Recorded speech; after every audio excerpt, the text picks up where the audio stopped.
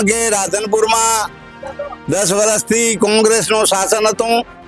આ લોકોએ કોઈ કામ કર્યા નથી, ભ્રષ્ટાચાર સિવાયનો કોઈ વાત કરી નથી।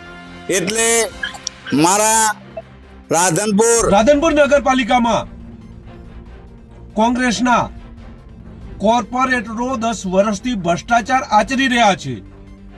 લોકોને પાણીની સુવિધા, રોડની વ્યવસ્થા, ગટરની સુવિધા મળતી નથી અને આ સુવિધા કોંગ્રેસના ભ્રષ્ટાચારમાં મળી ન હોવાનું રટણ ધારાસભ્યએ કર્યું છે। અને આ વખતે નગરપાલિકાની ચૂંટણીમાં જે તમામ નગરપાલિકાના ભાજપના કોર્પોરેટરો બનશે ત્યારે આ તમામ સુવિધાઓ ઉપલબ્ધ કરવામાં આવશે તેવી ધારાસભ્ય મીડિયા સમક્ષ રોષ ઠાલવતા જોવા મળ્યા હતા।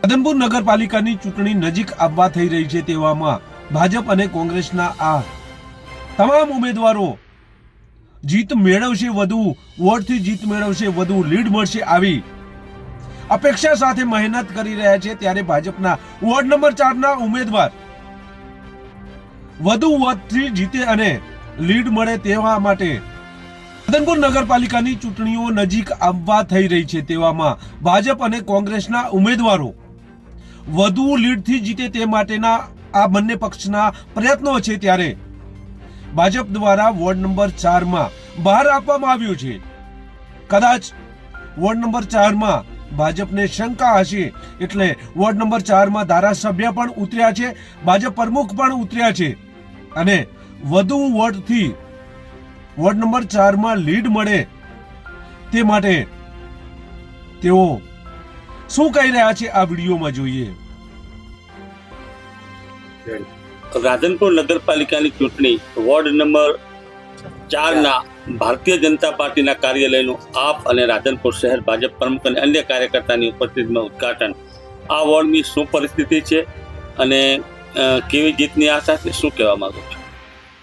બસ આજે રાધનપુર નગરપાલિકાની ચૂંટણી ચાલી રહી છે, એના અંતર્ગત આજે રાધનપુર વોર્ડ નંબર 4 માં જે કાર્યાલયનું ઓપનિંગ થયું એમાં શહેર પ્રમુખ બાબુભાઈ, બીજા અન્ય એ યુવાનો, દરેક સમાજના યુવાનોએ ઉત્સાહભેર એનું ઓપનિંગ કર્યું છે અને સાથે સાથે આ 4 નંબર વોર્ડમાં 4 ઉમેદવારોની પેનલ છે એને જંગી બહુમતીથી જીતાડવા આજે કમર કસી છે અને ઉત્સાહ, આનંદ અનેરો છે। આ 4 નંબર વોર્ડની ચૂંટણીમાં તો નક્કી જીત થઈ છે, કેમ કે આજે 18 આલમના દરેક સમાજના યુવાનો, આગેવાનો, વડીલો થનગની રહ્યા છે। કારણ કે રાધનપુરમાં 10 વર્ષથી કોંગ્રેસનું શાસન હતું। આ લોકોએ કોઈ કામ કર્યા નથી, ભ્રષ્ટાચાર સિવાયનો કોઈ વાત કરી નથી।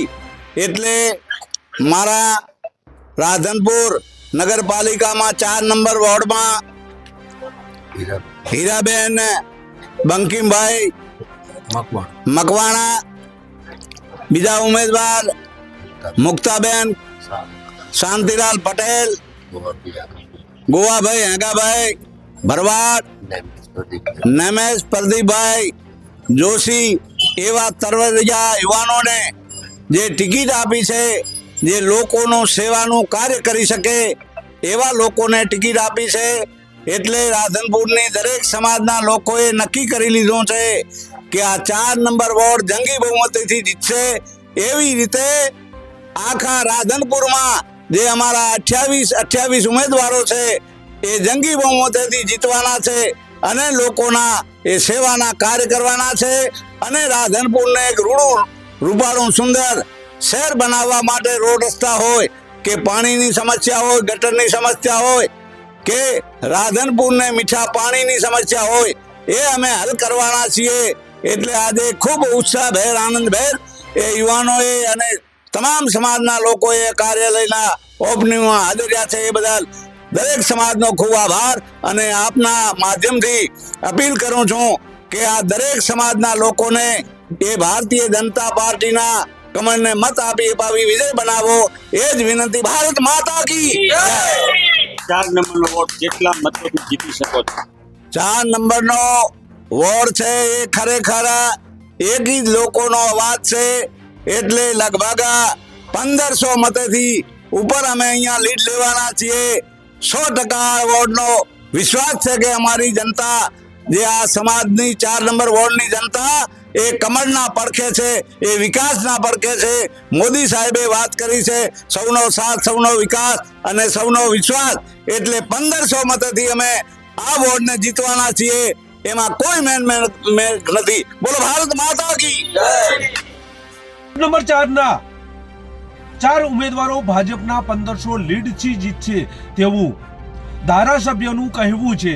ત્યારે શહેર પ્રમુખનું પણ કહેવું છે કે હું આ પ્રથમ ભાજપ શહેર પ્રમુખ બાદ આ પ્રથમ ચૂંટણી આવી છે અને વોર્ડ નંબર 4 ના ઉમેદવારોને વધુ લીડથી અમો જીતાડીશું, આવું શહેર પ્રમુખનું કહેવું છે. તો શહેર પ્રમુખને પણ સાંભળીએ.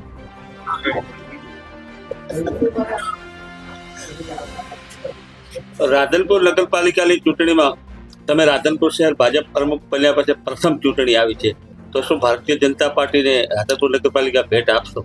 હા, 100%. રાધનપુર નગરપાલિકાની ચૂંટણી મારા શહેર પ્રમુખ બન્યા પછી પ્રથમ ચૂંટણી આવી છે અને મને રાધનપુર શહેરની તમામ સમાજના આગેવાનો ઉપર મને એટલો વિશ્વાસ છે કે આ વખતે મને 28 સીટ ઉપર મને રાધનપુર શહેર ભેટ આપશે. અને આ ભેટ તમે કોને આપશો? રાધનપુર નગરપાલિકામાં ચૂંટાયેલા પદાધિકારીઓમાં ધારાસભ્ય હોય કે પછી નગરપાલિકાના કોર્પોરેટરો હોય, આ તમામ જે પદાધિકારીઓ છે તે કહેતા હતા કે પાણીની સમસ્યા નથી, ગટરની સુવિધાની સમસ્યા નથી અને રોડ રસ્તાની સમસ્યા નથી. ત્યારે ચૂંટણી આવતા જ આ સમસ્યા હલ કરશે તેવું કહી રહ્યા છે આ ધારાસભ્ય લવિંગજી ઠાકોર. લવિંગજી ઠાકોરનું કહેવું છે કે રાધનપુરમાં રોડ રસ્તાઓ સારા હોય, પાણીની સુવિધા હોય અને ગટરની વ્યવસ્થા હોય, અને આ વ્યવસ્થા છેલ્લા 10 વર્ષમાં કોંગ્રેસે નથી કરી. એ સુવિધા ભાજપના કોર્પોરેટરો કરશે અને મોટી લીડથી મોટી માત્રામાં વોટો મેળવી અને જીતશે તેવું તેઓનું કહેવું છે. તેમની વાત ઉપરથી એવું લાગે છે કે અગાઉ જે ભાષણોમાં રાધનપુરનો વિકાસ, રાધનપુરમાં પાણીની સમસ્યા, રાધનપુર ગટર સુવિધા, રોડ રસ્તાઓની જે વાતો કરતા હતા તે પોગડ સાબિત થઈ છે. કારણ કે અગાઉ પણ તેઓએ અનેક દાવાઓ રાધનપુરના કર્યા છે કે રાધનપુરમાં તમામ સુવિધાઓ મળે છે, પરંતુ તેમના મુખે નગરપાલિકાની ચૂંટણી આવતાની સાથે જ આ સુવિધાઓ ઉપલબ્ધ નથી તેવું તેઓનું કહેવું છે. અને કોર્પોરેટરો જીત્યા બાદ આ તમામ સુવિધાઓ ભાજપના કોર્પોરેટરો વિકાસલક્ષી કામોમાં લોકોને પડતી હાલાકી, લોકોને પડતી મુશ્કેલી દૂર કરશે તેવું તેઓનું કહેવું છે. બસ એ જ. જો તમે અમારી ચેનલમાં નવા છો અને આવા જ લેટેસ્ટ ન્યૂઝ જોવા માંગો છો તો અમારી ચેનલને અત્યારે સબસ્ક્રાઇબ કરો, જેથી આવનાર લેટેસ્ટ ન્યૂઝ તમારા સુધી પહોંચી શકે. નમસ્કાર.